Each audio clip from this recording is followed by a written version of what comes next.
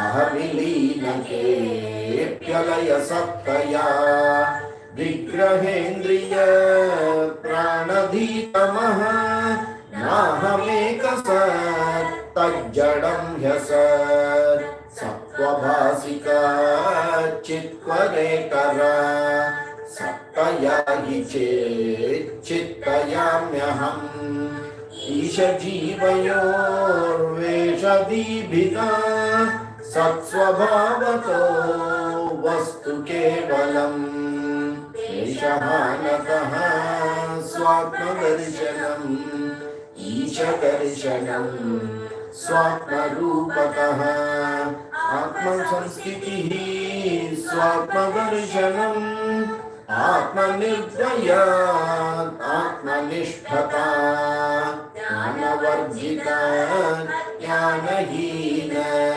चिज्ञानम् अस्ति किं ज्ञातुमन्तरम् किं स्वरूपम् इत्यात्मदर्शने अव्यया भव पूर्णचित्सुखम् बन्धमुक्त्यतीतं परं सुखम् विन्दतीह वै वस्तुदैविकः अहमपेतकं निजविभानकं महदिदं तपो रवणवागियम् अहमपेतकं निजविभानकं महदिदं तपो रवणवागियम्.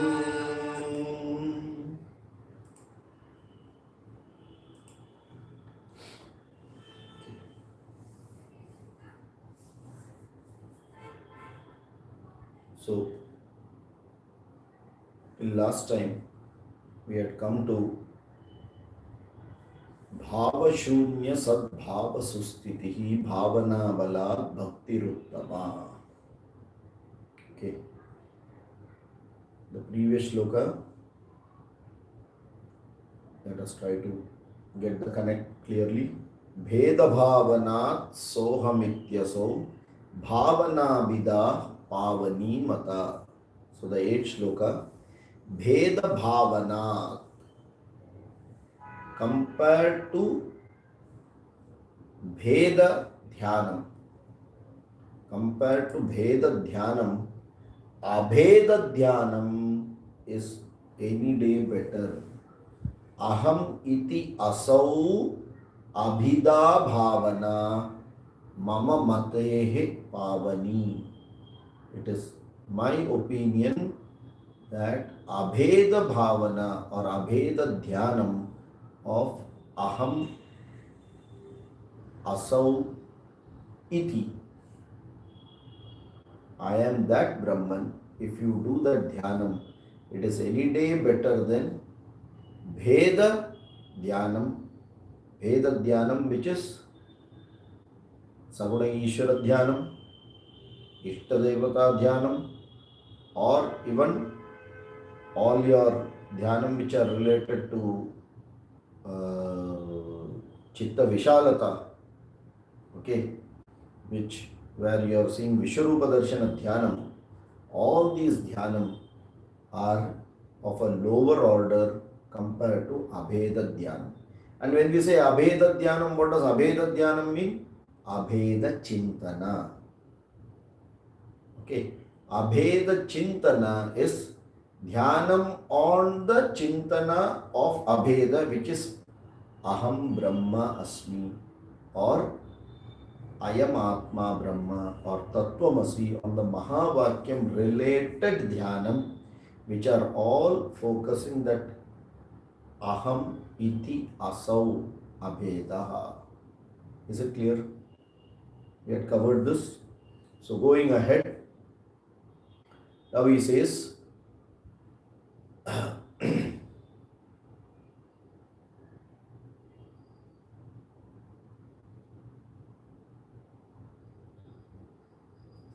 Bhavashunya Sadbhava Sustitihi Bhavana Balat Bhakti Ruttama.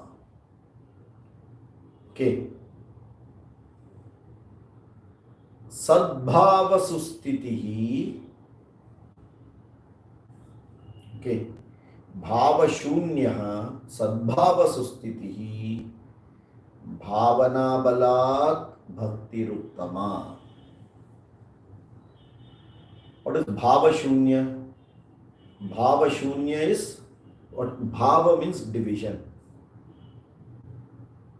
parts. Okay, so like last time I had mentioned, you go very very slowly, Saguna Ishvara Dhyanam. Then to move towards Nirguna, you slowly reduce the shape and make it like a stone, so that parts are reduced, but still there is an alambanam.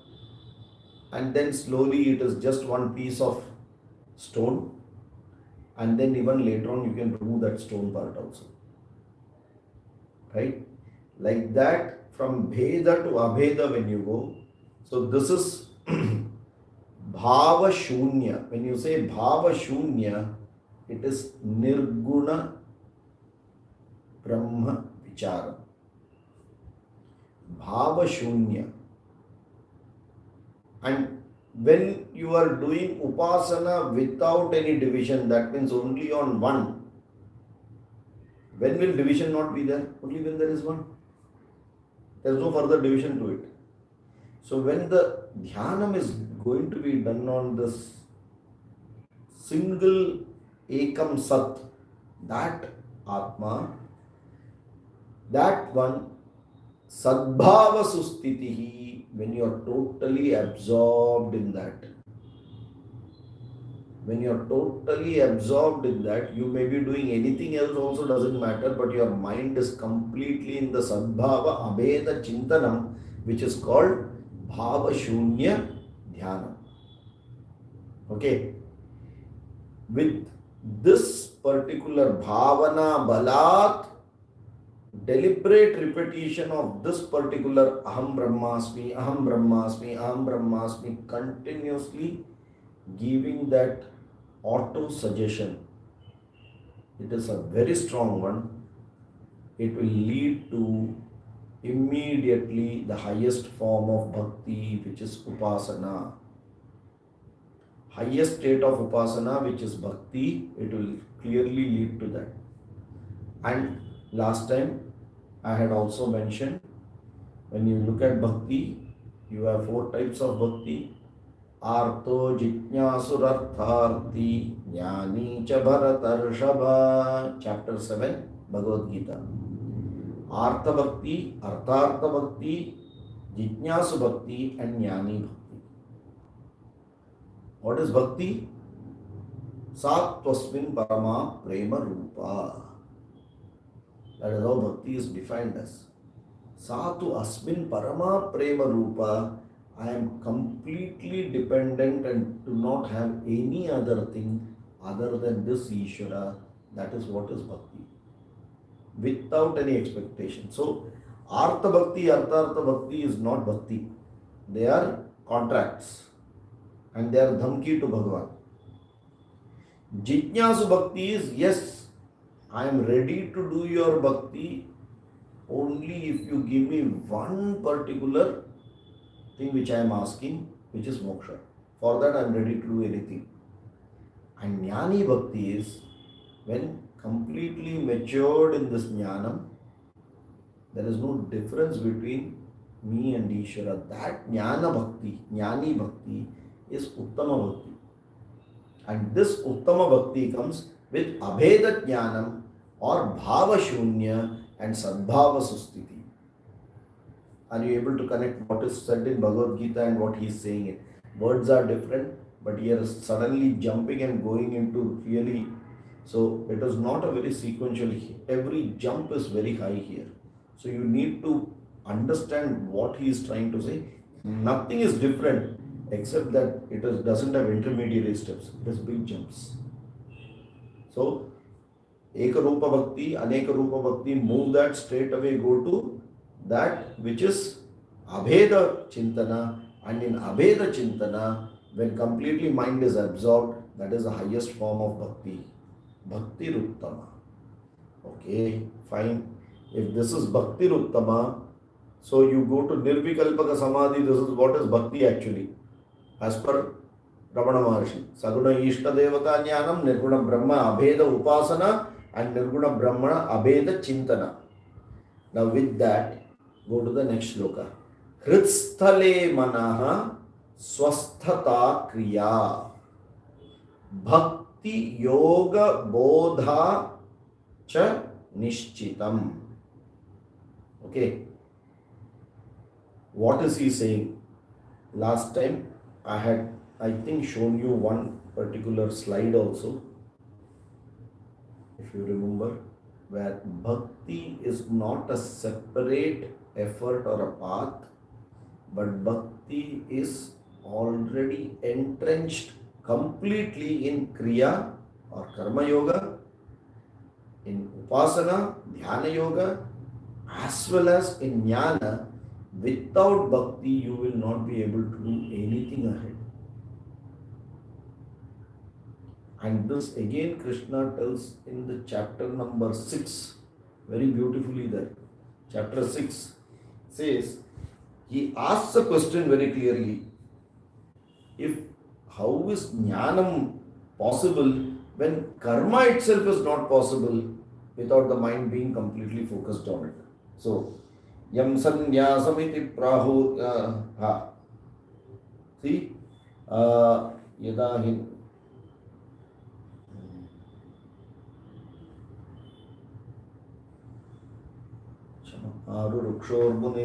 See,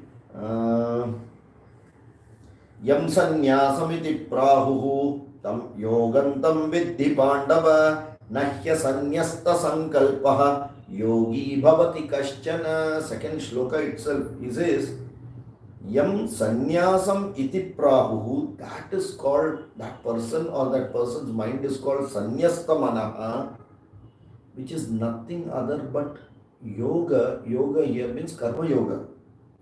Understand a person who is completely involved in karma yoga is no different from a sannyasi.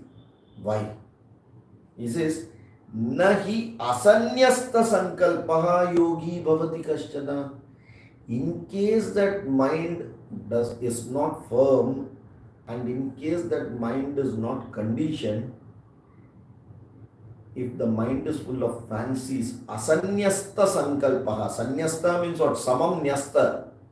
The mind is fully integrated and is focused on what to do, for what benefit, very clearly. In karma yoga, beneficiaries are more, but there is a clear sankalpa what you want to do. This, if the mind is not focused on that, will karma yoga also be possible? So the fact that you are saying karma yoga is being done, that means you are sanyasta manaha and you are a sannyasi. Ashrama sannyasa is not required, but what is required is internal requirement of mind being fully absorbed into it. Okay, exactly the same thing. Here it says, Hritsthale manaha. Hrit is within oneself, internally. Swasthata. See, swastha. This word stha, understand. Swasthanam. Stha means being established. Stha tishtati, to be there. Swastha means completely being established in yourself. That is where from that word swasthya comes. If you are bodily, mentally, that is physically, mentally, psychologically, physiologically firm and completely without any ailment, you are swastha, you are swasthya. Okay. So that word itself has got, it can go across whichever area you want to look at. Not just physical body, it can be into physiological, psychological, as well as completely emotional, wherever. Swasthanam, being established. Now here, this is the highest level where the mind is going to be established in oneself. That means it is in oneself means what? In Atma Chintana, Atma Vichara. Automatically it will not go anywhere out. Okay. So Hritsthale Manaha Swasthata when this mind is completely established within, and then Kriya Bhakti Yoga Bodha Nishchita. Okay, what is he saying?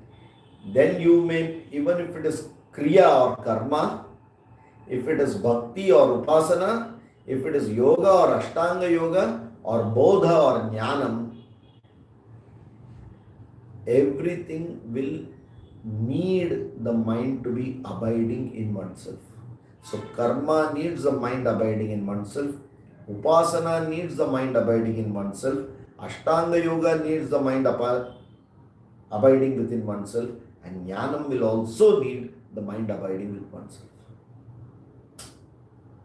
Okay, so he says, and that is what exactly is bhakti.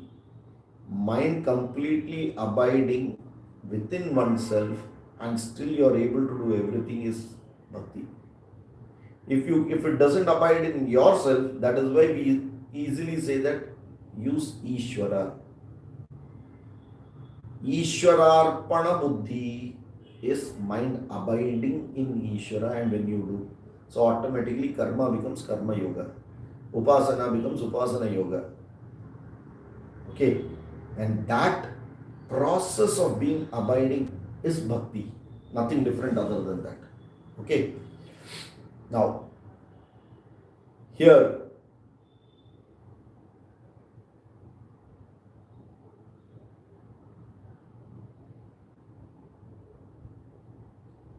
if you see this, till now 1 to 6 shlokas are referring to karma yoga or kriya, 7 to 9 is bhakti, 10 to 12 is yoga, and from 13 onwards it is bodha. So here another one very important aspect he is bringing. Kriya Bhakti Yoga followed by Bodha. It may seemingly look that Kriya Bhakti Yoga and Bodha are 4 different paths leading to the same goal, but he will clarify that. Because Kriya, Bhakti and Yoga, Karma, Bhakti and Yoga are supportive or eligibility requirement for Jnanam, and Jnanam alone can lead to moksha. Is it clear? Right? That is why he has talked about all the 4, and in all the 4 what is required? Mind being fully established within yourself and not going out. Go to the next sloka. Vayurodhana liyate manaha jalapakshivat rodha sadhanam. Okay. Vayurodhanat liyate manaha jalapakshivat rodha sadhanam. What does it mean? He has now come to mind. He has talked about the importance of integrating the mind. Now, how can this mind be integrated? That is why Ashtanga Yoga is there. Integration of mind is through Ashtanga Yoga. So now he brings that aspect of Ashtanga Yoga. He says, Vayurodhanat, by controlling or stopping the breath, liyate manaha, that wandering thoughts in the mind will stop. Okay. If you remember, Ashtanga Yoga has got 8 limbs. Yama, Niyama, Asana, Pranayama, Pratyahara, Dharana, Dhyana, Samadhi. The objective of Ashtanga Yoga is to integrate and get self-mastery on the mind. to integrate the mind and have self-mastery on the mind, which goes to Samadhi state where the Purusha itself is known by giving up Prakriti completely. The Purusha itself dawns upon this yogi. That's how Ashtanga Yoga goes. But we will take only the process part of Ashtanga Yoga, not the Samadhi state. Samadhi means effortlessly going into Dhyanam is Samadhi and being into that. Okay, from Vedantic perspective, we will only see that. There is no Nirvikalpaka, Savikalpaka, Nirguna and nothing. We will not break into all those things.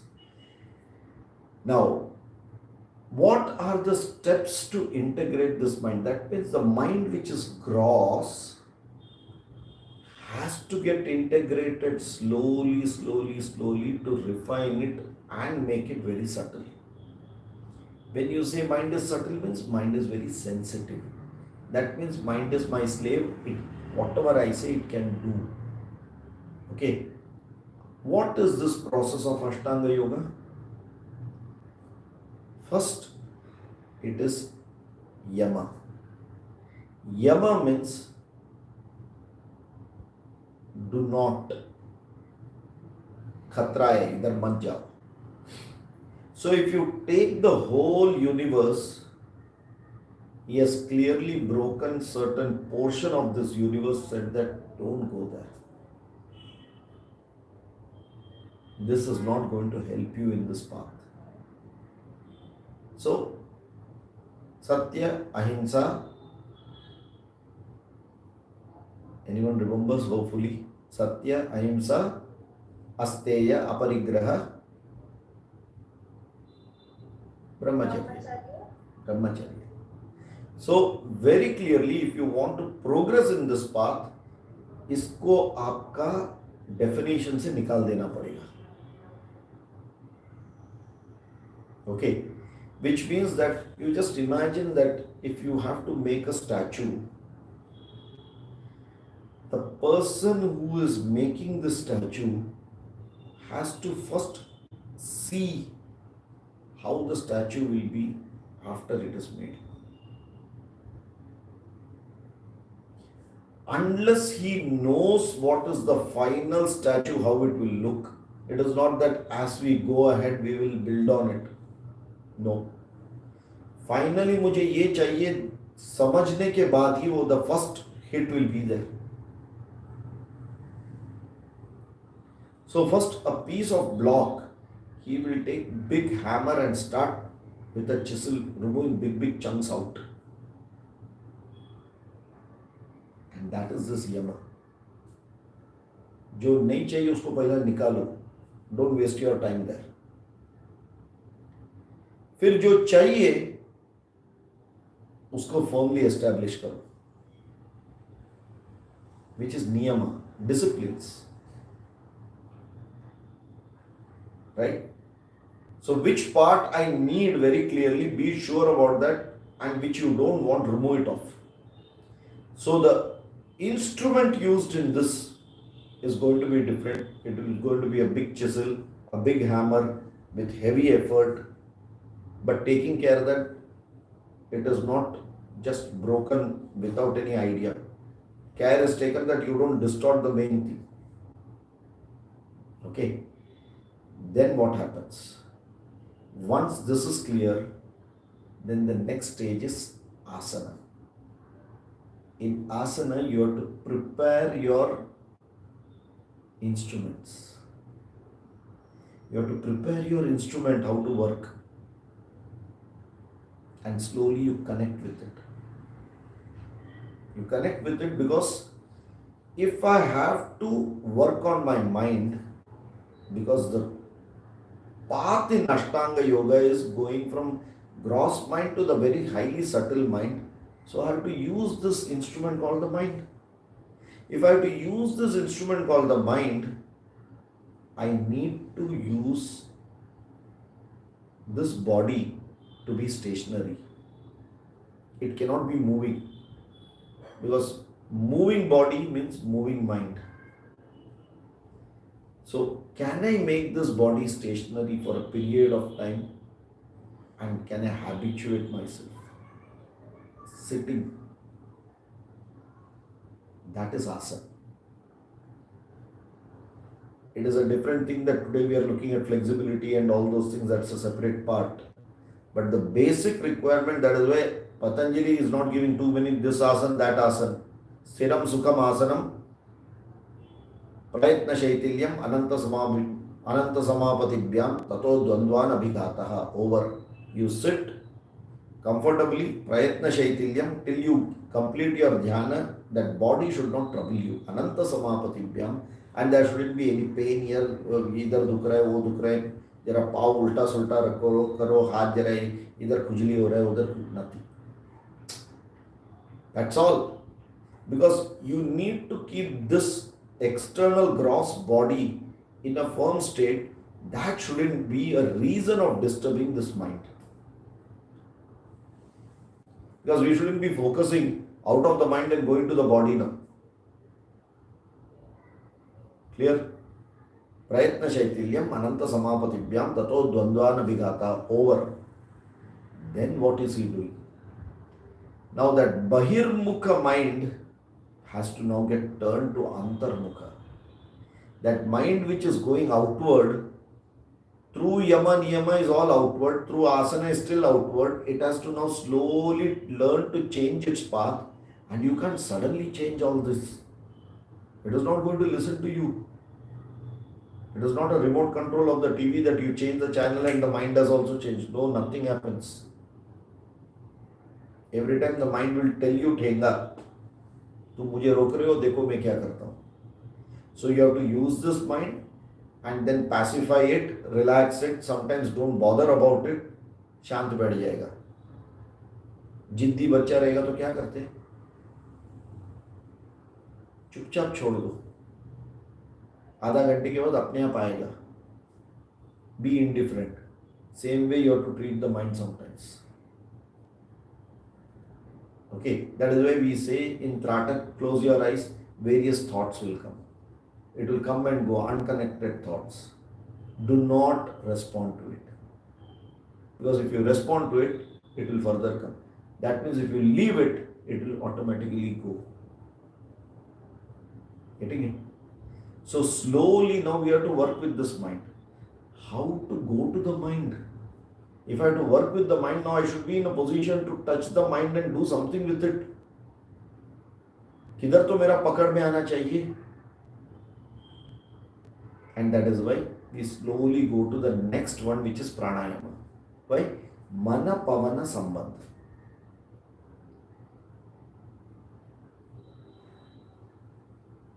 Right? इतना सब मैं क्यों बताया? In Upadesa Saaram, why am I talking about Patanjali's Ashtanga Yoga and come to the fourth limb of pranayama? Vayurodhana liyate manaha. You understand Manapavana Sambandha, how he has brought it? Vayurodhana liyate manaha. How does it work? He gives a beautiful example. Jalapakshivat roda sadhana. So when you have a bird inside a net, you used to put a net to catch these birds and all. So there will be a flock of birds. वो पकड़ लेते, all these parrots and all those, and then they cage it. जालपक्षिवत का मतलब क्या है? Either a caged one या net में डाला हुआ, जो भी है समझ लो, doesn't matter. What is the beauty of that? It has relatively less freedom to go within, but doesn't have freedom to go out. समझ में आ रहा है? जालपक्षिवत रोध साधन मतलब you are only constraining its movement, but you are not tightening it so much that it will suffocate and it will go. Like that we have to play with the mind. धीरे धीरे धीरे constraint को बढ़ाते जाना मानते हैं, and see when it is revolting, stop. थोड़ा और बढ़ाओ, when it is revolting, stop. And that is why Vayurodhana helps in that. मन पवन संबंध, तो घोड़ा जो मन है उसका लगाम श्वास है. वायुरोदना लीयते मनः. भागने वाला मन को पकड़ के खींच के लाने का, the job can be done much easier when you use prana. Otherwise it is tough because you don't know. And that's exactly, you have to imagine a wild horse running in the wilderness, and you are supposed to now tame this horse. If you are an expert, what would you do? This horse is running. You can't say, wait, I will show red signal, let the horse stop, then I will put the saddle, then I will sit on it. It is not going to, it will, दो लात मार के भागेगा वापस. Exactly, that is how this mind is going to. You try anything, it will kick you and go out. It will kick you and go out. So what to do? When it is running, see how they do it. The way it is going, you also take a position that way with the saddle, that you just put it on it and you jump on it. And while it is running and struggling to throw you, you are struggling to put the reins into it and hold it. Are you able to understand that tug of war, what is happening? Because the mind is that way, the Ghoda is that way. If you believe that the Ghoda is going to just listen to you, then you are a fool. It is not going to happen. If I have to control this Ghoda, I cannot hold the Ghoda like this. Because you cannot even hold it, it is going to keep running. That means I have to first go over it, and simply if I go over it also, it's of no use, because it will just wriggle and throw me out. So I need to put a saddle and I need to put those reins in such a way, when it is running, that I put that and I jump over it and sit, so that I'm sitting over that saddle and the rein is already gone there and I have held it. Are you able to get this? Then you play with the rein, slowly the Ghoda will slowly start understanding what it is. Right? So, Jalapakshivat Rodha Sadhana. That means you don't stop the Ghoda moving, but you align yourself and slowly restrict it by putting these reins and then start pulling it. समझ में आ रहा है? How nicely these examples they have taken for us to know exactly how tough it is. But this is where our commitment is there, then only it can be done. Okay, now. So, one is that there was one shloka in chapter 6, Gita, that Arurukshor Muner Yogam. So, is it that? No, Arurukshor Mune Yogam Karma Karanam Uchyate Yoga Rudhasya Tasyeva Shamah Karanam Uchyate. So, when you are doing Karma Yoga, Arurukshor Mune Yogam. When you are doing Karma Yoga, and if you have to come to Upasana, you have to do the highest level of Karma Yoga. Then only you can come to Upasana. Once you have come to Upasana, Karma needs to be stopped. Yoga Rudhasya Tasyeva Shamah Karanam Uchyate. Only mind control can take you up. So, Karma Yoga, there is a different set of requirements. Upasana, there is another set of requirements. Both together only can give you Sadhana Chatushtaya Sampatti. Okay. So, when you are doing Arurukshor Mune Yogam, Karma Karanam Uchyate. If you want to come to Upasana, you better do properly Karma Yoga. Once you have come and matured in Karma Yoga, then you have to change your tactics. Sadhanas have to change. Shamah Karanam only can take you further up. this karma karanam will not work. Are you able to get this? Shama is manonigraha, controlling the mind. Okay, so it is connected one, but it is not exactly what we are referring here. Here we have already come to Upasana. Now we know we have to control the mind and how to control the mind, and that is why he gives an example of Vayurodhana Liyate Mana.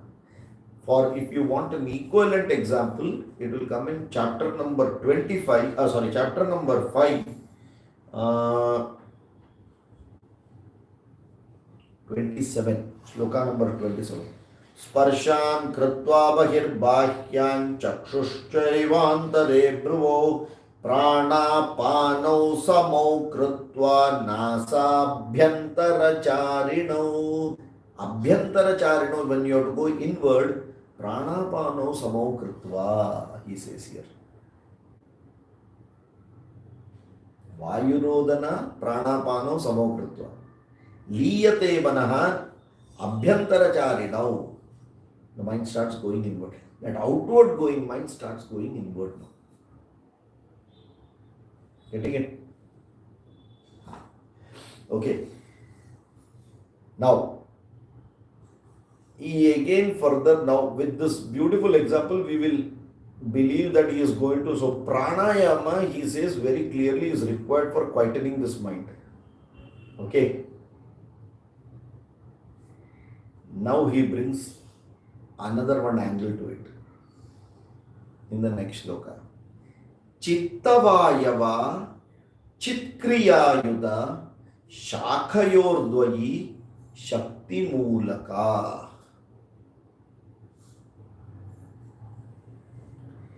This is the beauty of Ramana Maharshi, from where he will catch what you don't know. Only after 4 shlokas you will get a clear idea why is he telling this like this. He has already jumped from pranayama and gone ahead. He has assumed you have done pranayama over. What happens?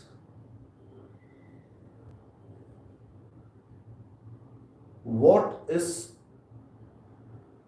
pranayama? Pranayama is a kriya. Correct? Pranayama is a kriya. When you do kriya, it is rajoguna pradhana. Correct? It is, pranayama is a sharirikam karma. Think about it. Correct? The same thing, manasam karma is upasana. Thinking in the mind is also rajoguna.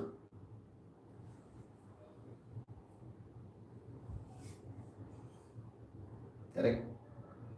So what is the manifestation of the Mula Prakriti as true rajoguna inside me? Either it is a Prana Shakti movement, which is Kriya, or thoughts in the mind, which is Chintana.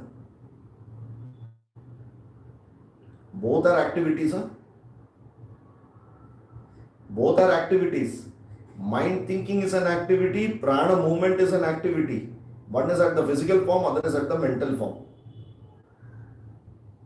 So, chitta vayava chit kriya yuta. Chitta chit vayava kriya. Movement of thoughts in the mind and movement of vayu in the prana. Both are rajoguna. Both are activity. That is why he says they both are Shakti.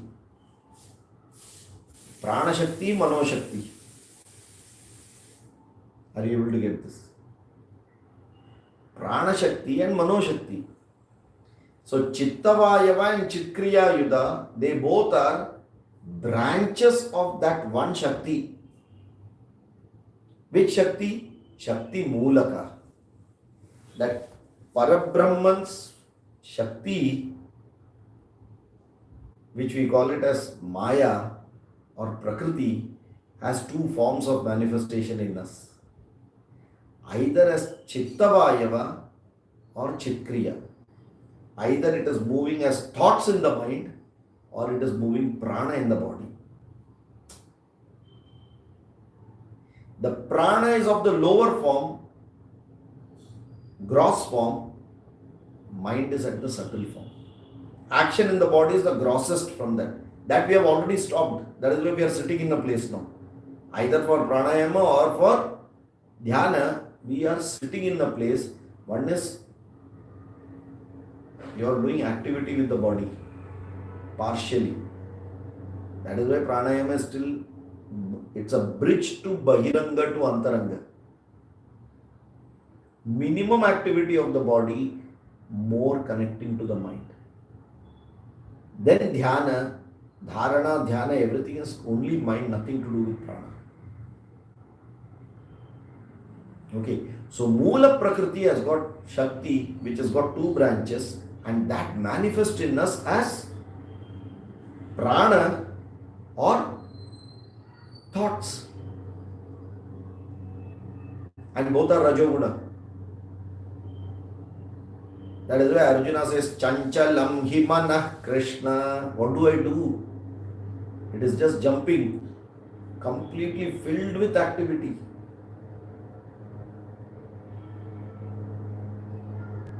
Correct?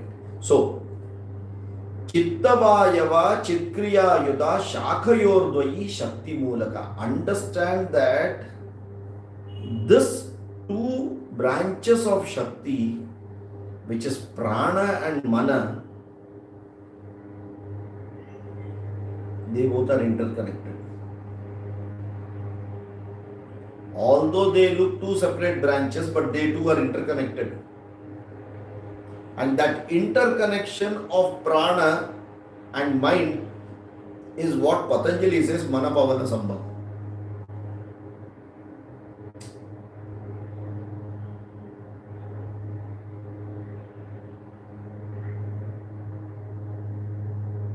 Yogaha Chitta Vritti Nirodha.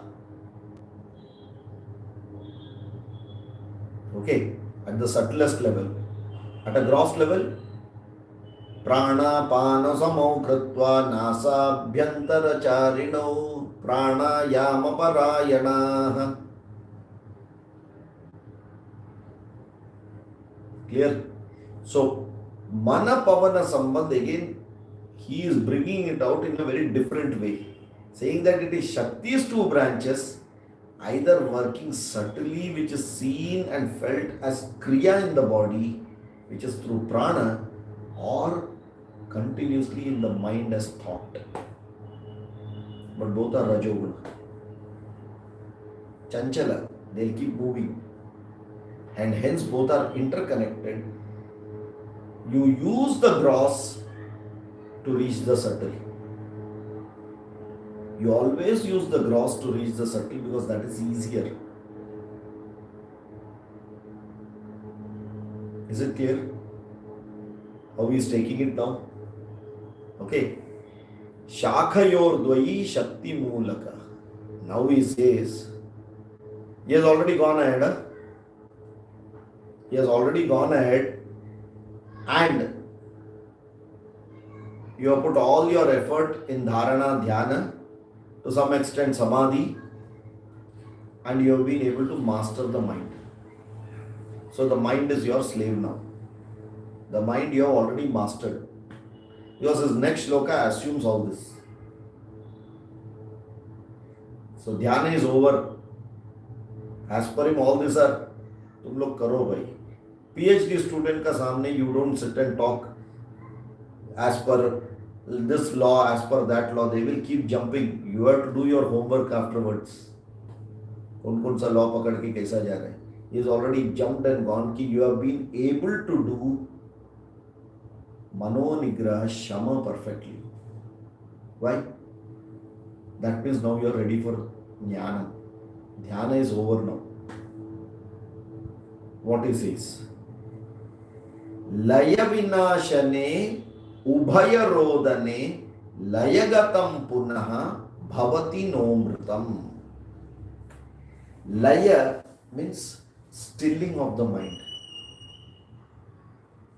Laya means getting the mind still, removing the disturbance and stilling the mind. What is the other option possible with the mind? Na mana. That the mind is not there at all.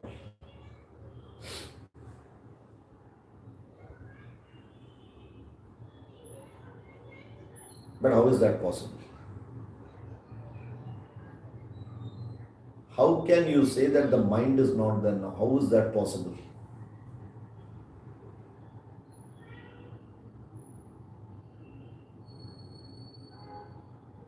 So, you have a thought number one goes through your mind, and now your mind is so sensitive that it can understand which thought has gone now.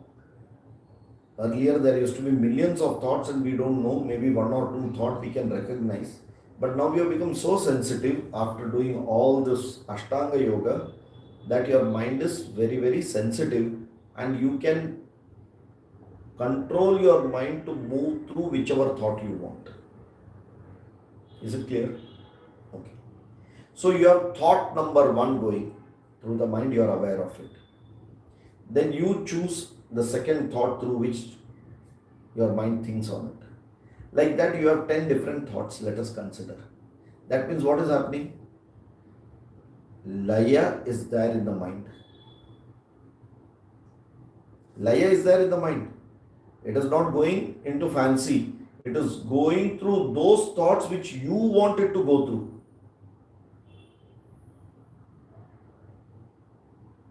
Is this very theoretical? For example, you imagine that you've been very good in dhyana. Suppose someone says, now sit here and do dhyana of Vishnu.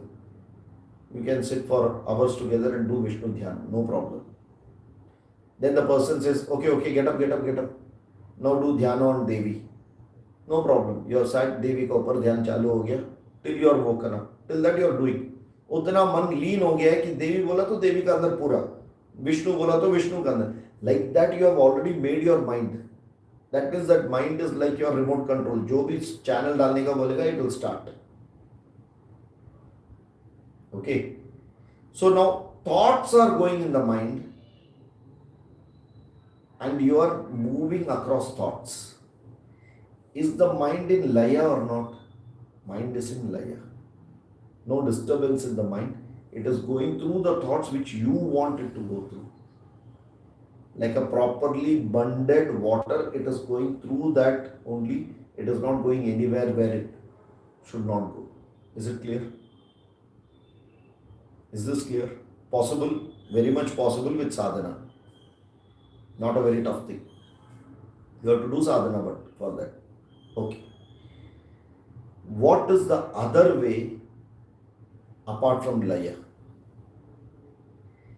Whenever there is a thought, this thought is jada or chetana? It is jada. Who gives chetanatvam to that thought?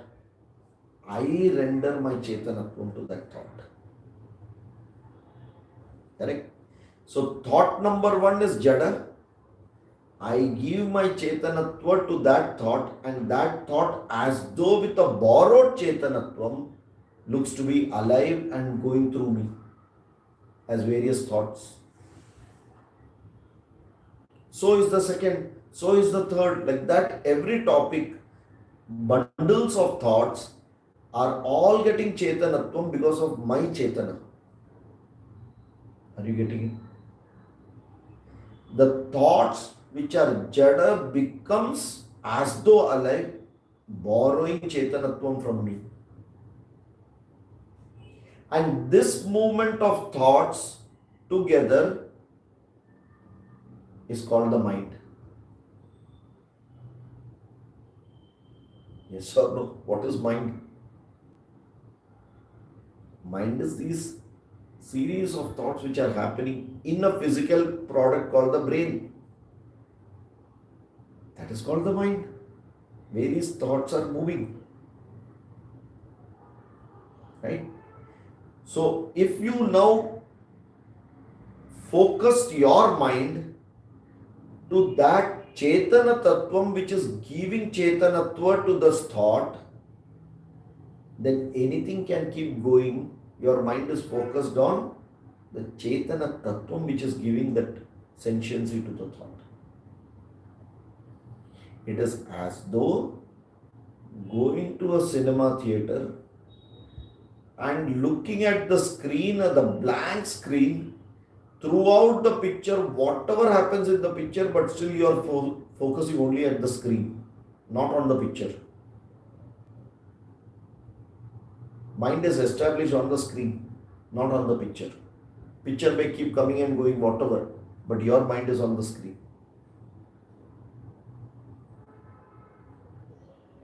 Are you getting it? If sequence of thoughts are very rational and very clear, this is laya. How do you make it vinasha? Is by shifting this mind from that moving thoughts to the chetanatvam which is giving reflected consciousness to the thought. That also you have to use your mind only. When you say Aham Brahmasmi, I am taking my mind to that Chetanatvam which is making this thought to move.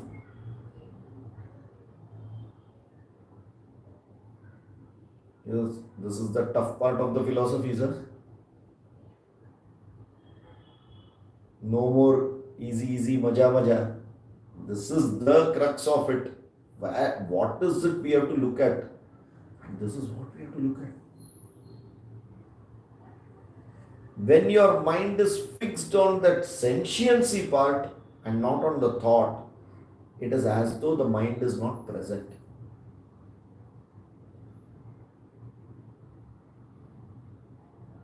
It is like what you know. When children are sitting and playing video game and anything happens around,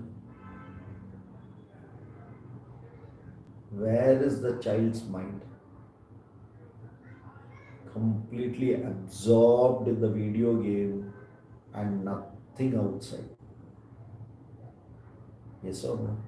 If that is possible for the child, getting this mind to the Chetanatvam is also possible for us, because we as children have done it. We as adults are doing wherever we want, we get hooked on, but where we are supposed to get hooked on, we don't get hooked. Okay, so now there are two possibilities, laya and vinasha. When the water is still, it is laya. When the water is completely removed, it is vinasha. Now you can't remove this mind. Then it is a state of na-mana,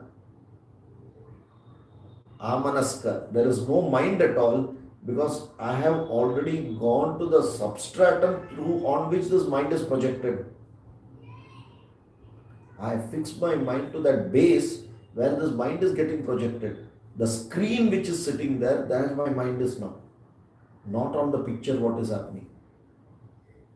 And this is called vinasha.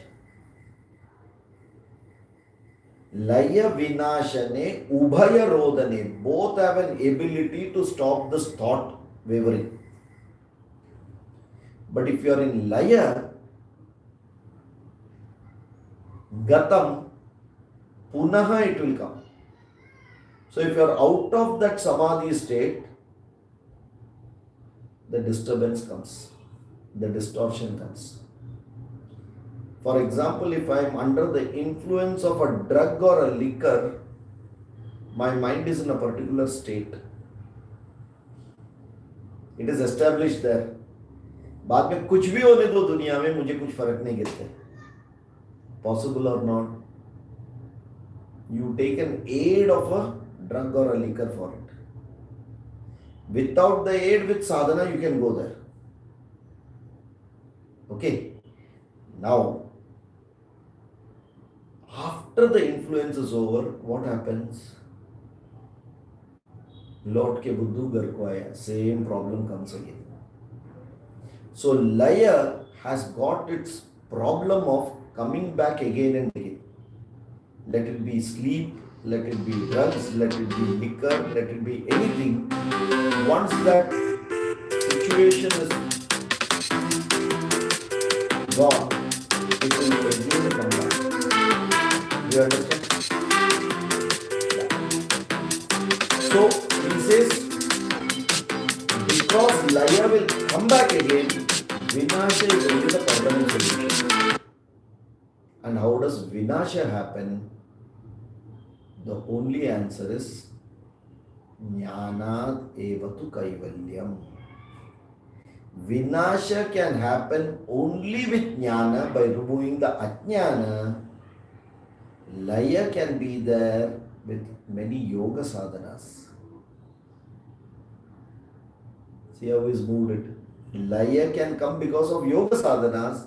Once you're out of the state, it is again disturbed. But how will you permanently remove it? Only with Jnana by Vinasha. Is it clear? Okay. So the objective is to move from Laya to Vinasha. The objective is to move from Yoga Sadhana to Jnana Sadhana. It has to go to Jnana now. That is why he is moving us out. Is it clear? Okay. Om Purnavadah Purnamidam Purnat Purnamudachyate Purnasya Purnamadaya Purnameva Vashishyate. Om Shanti Shanti Shanti. Harihi Om Shri Gurubhyo Namaha. Harihi Om. So we will continue with the next 14 shloka, 13th, or we will continue with 13 followed by 14th. Okay? Hari Om.